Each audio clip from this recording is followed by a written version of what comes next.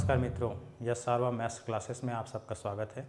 आज हम लोग पढ़ेंगे कक्षा 10वीं गणित अध्याय 3 प्रश्नावली 4। इसके अंतर्गत हम लोग इसमें विविक्तकर के बारे में अध्ययन करेंगे एवं मूलों की प्रकृति के बारे में हम लोग अध्ययन करेंगे। तो चलिए देखते हैं प्रश्नावली 4 अध्याय 3 का। तो इसमें हमको बोला गया है कि निम्न समीकरणों के निर्देश विभेदक ज्ञात कीजिए। विभेदक जिसको अंग्रेजी में डिस्क्रिमिनेंट और डी से हम लोग इसको दर्शाते हैं, तो हमको इसका विभेदक ज्ञात करना है।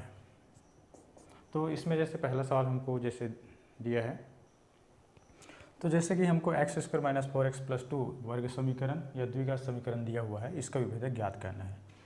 तो दिए गए वर्ग समीकरण x square minus 4x plus 2 is equal to 0 की तुलना मानक वर्ग समीकरण a x square plus B x plus C is equal to 0 से करने पर हमको क्या प्राप्त होता है। ए की जगह में प्राप्त होता है, जहाँ जैसे यहाँ पे कुछ नहीं है तो हमको ए की जगह कितना प्राप्त हुआ, ए की जगह में है 1 और बी की जगह में है -4 और सी की जगह में है यहाँ पे 2। इसलिए विविक्त कर डी बराबर होता है बी स्क्वायर माइनस 4ac। तो इस फार्मूला में सीधा सीधा हमको ए बी सी का मान रखकर विविक्त कर ज्ञात कर सकते हैं। तो डी इज इक्वल टू हो जाएगा माइनस बी मतलब -4 का वर्ग माइनस 4, ए मतलब 1 और सी मतलब 2। तो माइनस का स्क्वायर हमारे पास हो जाता है प्लस, और 4 का स्क्वायर होता है 16 माइनस 4 दूनी 8। तो 8 8 16 होता है, इसलिए हमारे डी कितना मिल गया 8। इस प्रकार हमको डी बराबर 8 या विविक्तकर हमको इस वर्ग समीकरण का विविक्तकर या डिस्क्रिमिनेंट हमको प्राप्त होता है 8। इस प्रकार के सभी सवालों को हमको ऐसा ही बनाना है। तो दूसरा सवाल हमको जैसे यहाँ पे दिया हुआ है x minus 1 2x minus 1 is equal to 0। तो यहाँ पे इसको थोड़ा सा हल कर लेते हैं। तो हम x का गुना हमारे पास 2x माइनस 1 के साथ और 1 का गुना 2x माइनस 1 के साथ हुआ, तो ये ऐसा हो गया। अब x का गुना 2x के साथ हुआ तो ये हो जाता है 2x का स्क्वायर, और x इंटू 1 तो होता है x माइनस 2x और minus minus plus 1 is equal to 0। तो हो जाता है 2x स्क्वायर और ये हो जाएगा हमारा 3x plus 1 is equal to 0, है ना।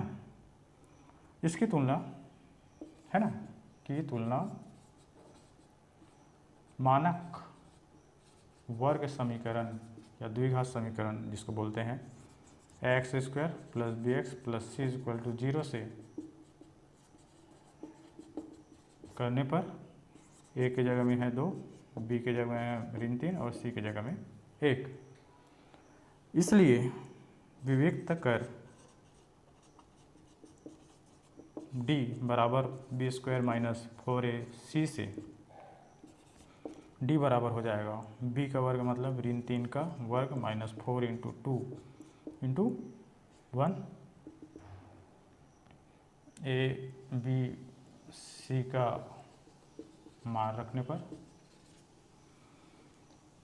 इस प्रकार इसको हल किया तो हमको माइनस का स्क्वायर प्लस 3 का वर्ग 9 ऋण 4 दूनी 8, 9 में 8 घटाया तो 1। इस प्रकार हमको डी बराबर 1 हमको आंसर प्राप्त हो जाता है। इसके बाद देखते हैं अगला सवाल तीसरा। तो तीसरा सवाल में हमको दिया हुआ है √3x square plus 2x minus 2√3 is equal to 0।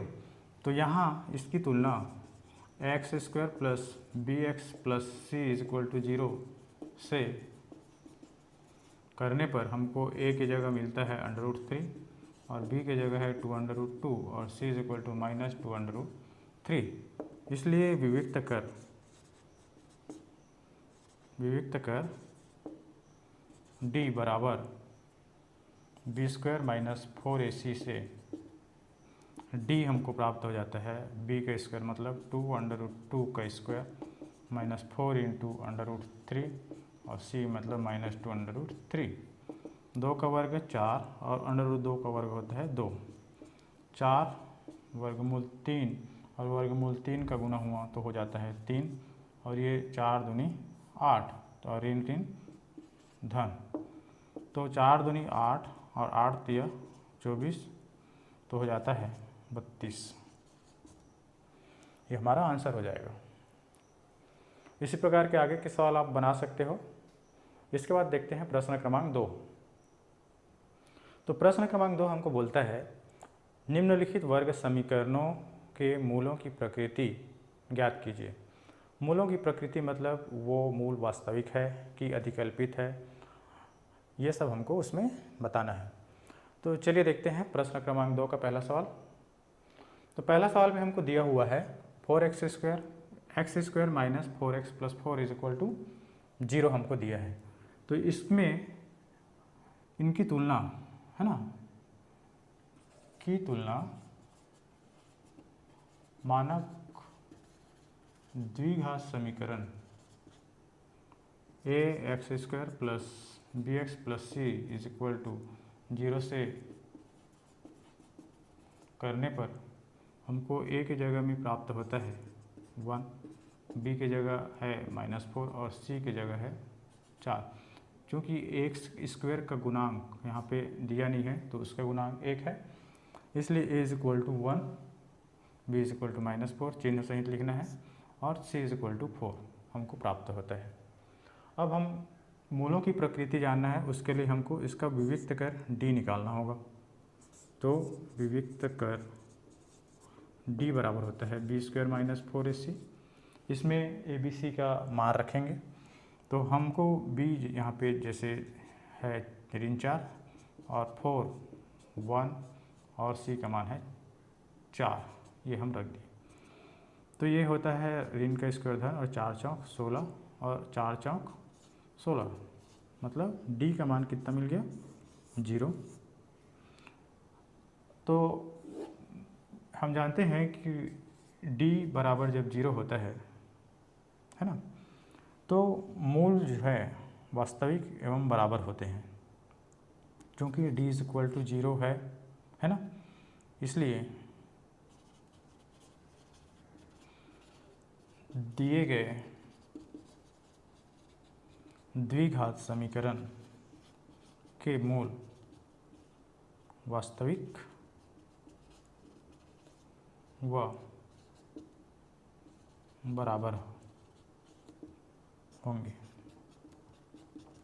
मतलब इसको हल करने से जो दो x के जो मान मिलेंगे वो वास्तविक संख्या होंगे और दोनों जो है समान होंगे, बराबर होंगे। इसी प्रकार दूसरा सवाल हम देखते हैं।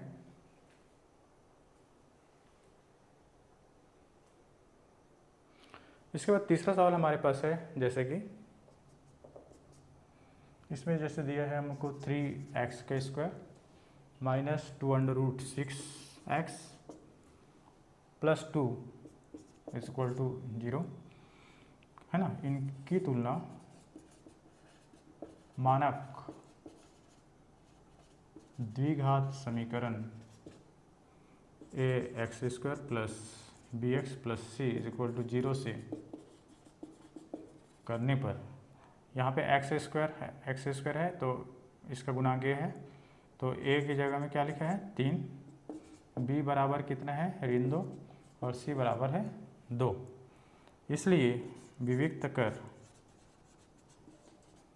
d बराबर b² माइनस 4ac से d हमको मिलता है ऋण 2 का वर्ग ऋण 4, a मतलब 3, c मतलब 2, तो माइनस का स्क्वायर प्लस 2 दूनी 4 और 3 दूनी 6 चौक 24, 4 में 24 घटाया तो ऋण 20। तो d का मान हमको क्या मिलता है 0 से, ऋणात्मक संख्या है इसलिए 0 से छोटा प्राप्त हुआ। इसलिए है ना, हमारा जो मूल होगा वो अधिकल्पित होगा। इसलिए दिए गए वर्ग समीकरण के मूल अधिकल्पित एवं अलग अलग या असमान होंगे। इसी प्रकार बाकी के सवालों को आप बना सकते हो। इसका देखते हैं, चलिए और देख लेते हैं पांचवा सवाल। पांचवा, तो पांचवा में हमको जैसे कि यहाँ पे बोला गया है 3/5 x का वर्ग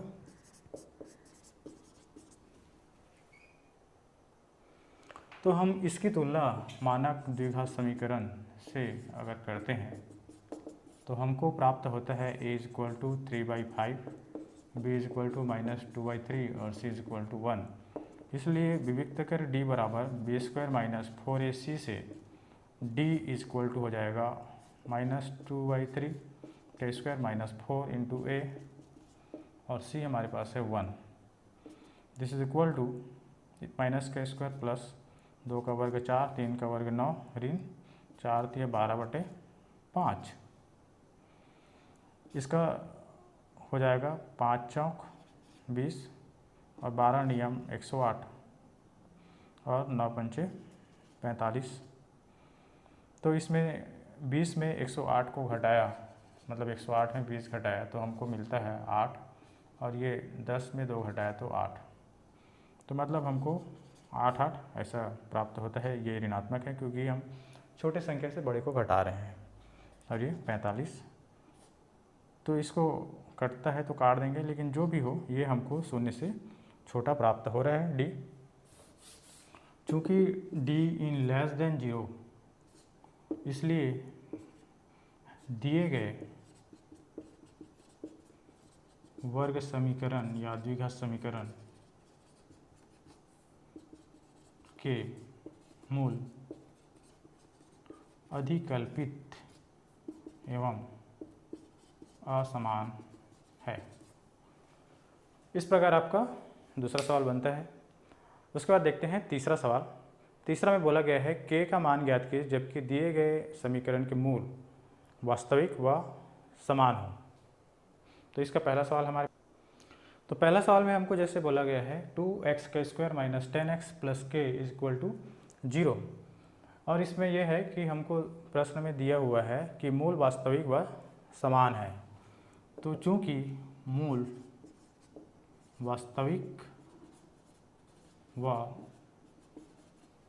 समान है इसलिए d = 0 होगा और d = होता है b² - 4ac, ये 0 होगा।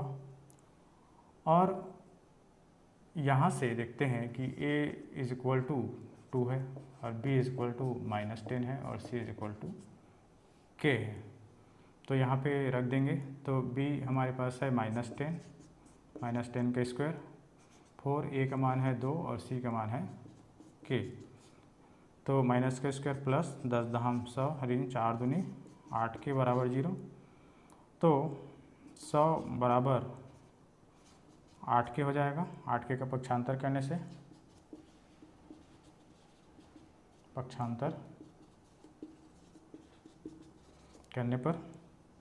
इसलिए 100/8 बराबर k हो जाएगा।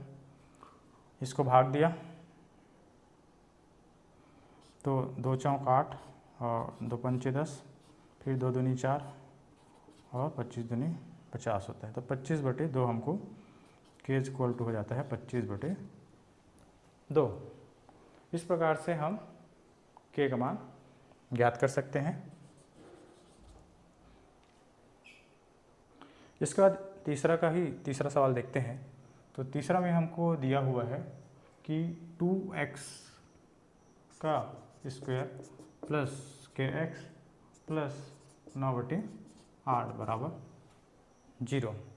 तो इनकी तुलना x² plus bx plus c है ना, जो मानक द्विघात समीकरण से तुलना करने पर हमको a = 2 प्राप्त होता है, b = k और c = 9/8। यदि मूल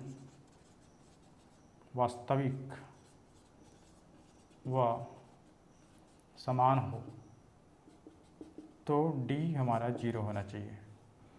इसलिए b² minus 4ac is equal to 0 होगा और k² माइनस 4 इंटू 2 और 9/8 इज इक्वल टू 0।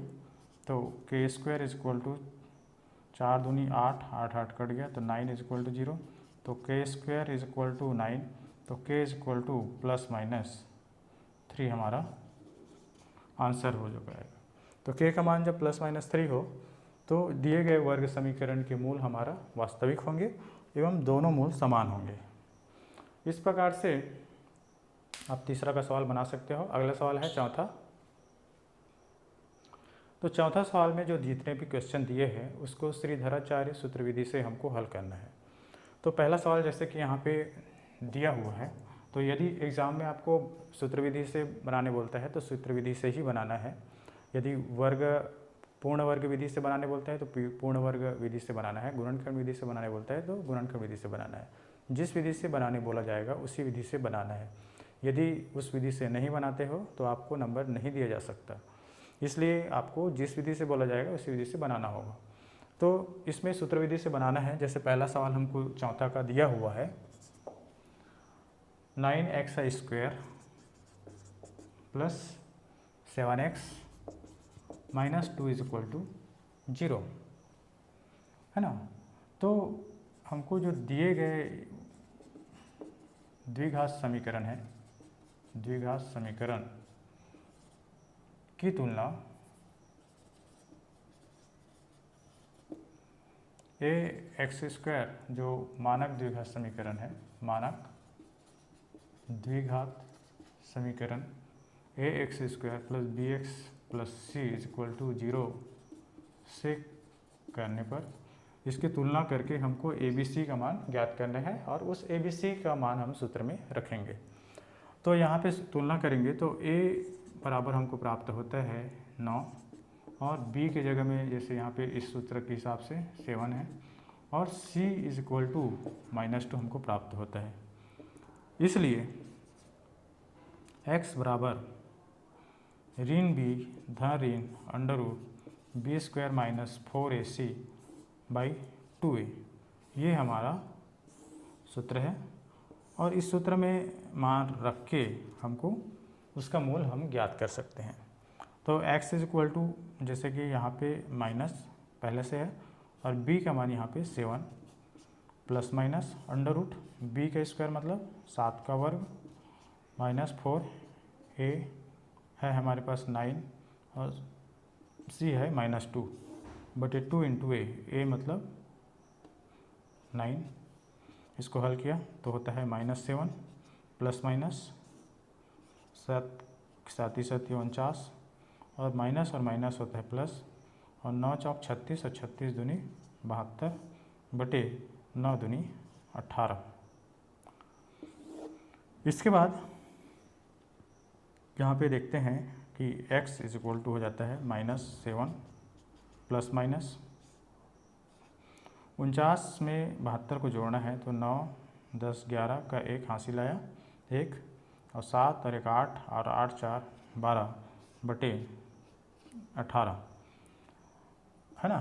तो x हमको प्राप्त होता है -7 प्लस माइनस 121 का वर्गमूल निकालेंगे तो हमको प्राप्त होता है 11 बटे 18।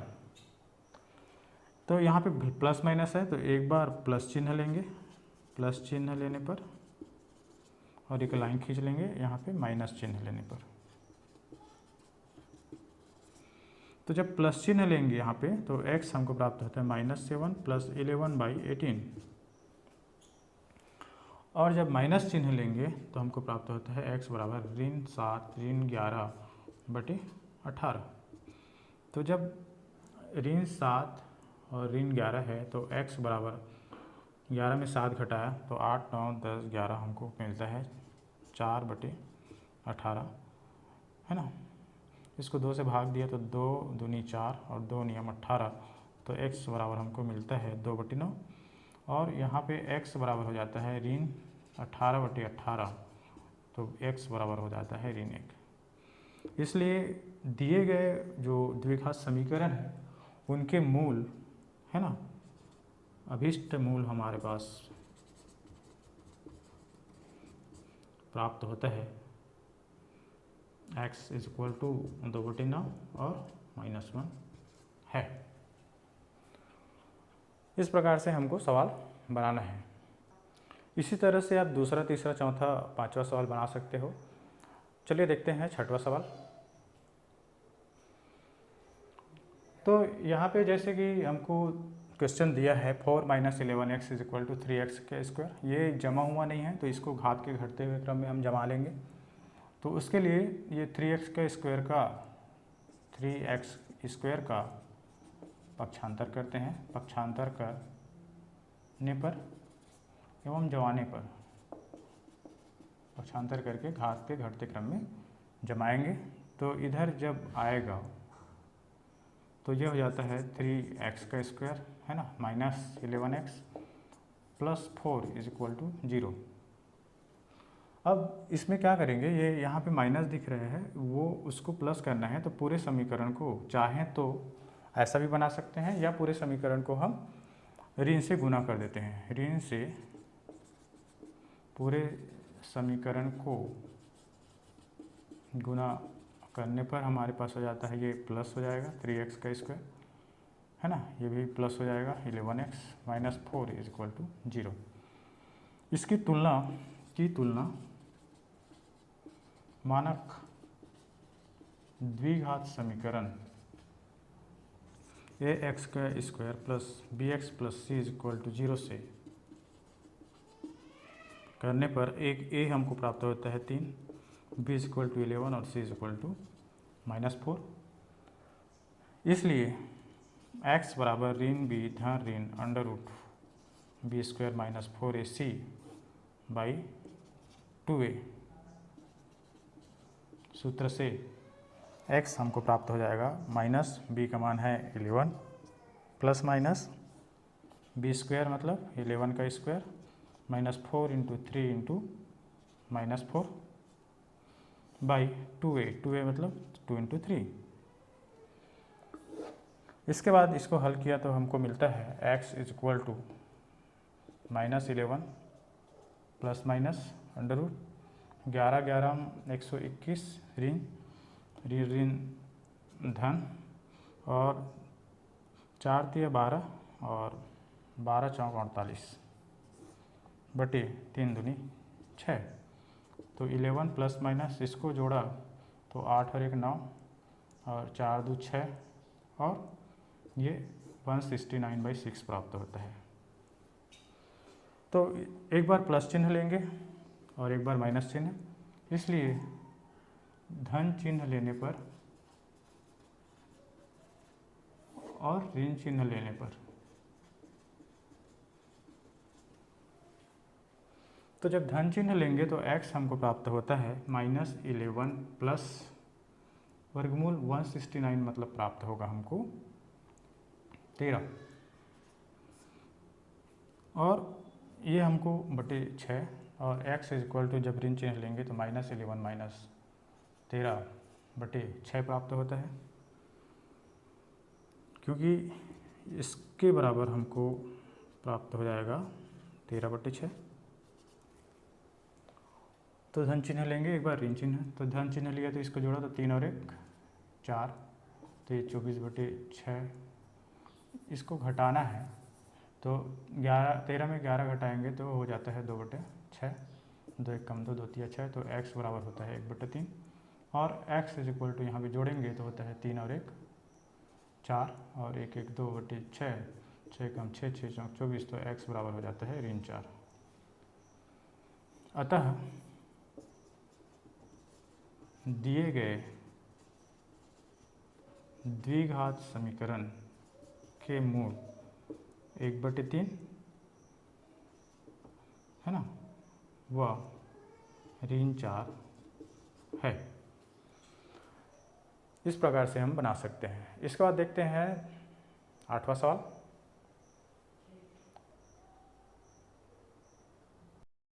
इसके बाद है हमारा 8वां सवाल।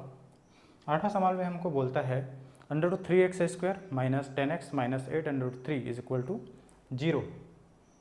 √3x² minus 10x minus 8√3 is equal to 0। इसका हमको निकालना है मूल सूत्र विधि से। तो इनकी तुलना ax² plus bx plus c is equal to 0 से तुलना करने पर हमको प्राप्त होता है a इज इक्वल टू √3 और b इज इक्वल टू -10 और c इज इक्वल टू 8√3। इसलिए x इज इक्वल टू ऋण b धन ऋण √b² minus 4ac by 2a है ना। ये हमारा श्रीधराचार्य सूत्र है। इस सूत्र से देखते हैं कि x का मान क्या प्राप्त होता है। तो x इज इक्वल टू, इस सूत्र में a b c का मान हम रखते हैं। तो x इज इक्वल टू ऋण b, तो ऋण b मतलब ऋण 10 धन ऋण वर्गमूल b का वर्ग मतलब ऋण 10 का वर्ग ऋण 4, a मतलब वर्गमूल 3 और c हमारे पास है 8 वर्गमूल 3 बटे 2 × a। इसको हल के तो ऋण और ऋण का गुना हुआ तो धन 10 धन ऋण, उसके बाद है ऋण का स्क्वायर धन और 10 का 10 दहम 100 ऋण ऋण धन और 8 चौक 32 और 3 और हो जाएगा वर्गमूल 3 और वर्गमूल 3 के गुना और 2 वर्गमूल 3। तो इस प्रकार हमको धन 10 धन ऋण ये हो जाता है 3 दूनी 6 3 3 9, तो 196 बटे 2 वर्गमूल 3। तो हमको मिलता है 196 का वर्गमूल हमको कितना प्राप्त होगा वो देखते हैं। तो हमको 196 का वर्गमूल प्राप्त होता है 14 बटे 2 वर्गमूल 3। अब एक बार धन चिन्ह लेंगे, धन चिन्ह लेने पर और एक बार ऋण चिन्ह लेने पर। जब धन चिन्ह लेंगे तो x हमको प्राप्त होता है 10 धन 14 बटे 2 वर्गमूल 3, तो 10 ये हो जाएगा 24 बटे 2 वर्गमूल 3, तो 2 1 कम 2 2 दूनी 4, तो x बराबर होता है 12 बटे वर्गमूल 3। जब ऋण चिन्ह लेंगे तो हमको प्राप्त होगा x इज इक्वल टू 10 ऋण 14 बटे 2 वर्गमूल 3, या x इज इक्वल टू 10 में 14 घटाया तो ऋण 4 बटे 2 वर्गमूल 3, 2 1 कम 2 2 दूनी 4, तो x इज इक्वल टू हो जाता है 2 बाई ऋण 2 बटे वर्गमूल 3।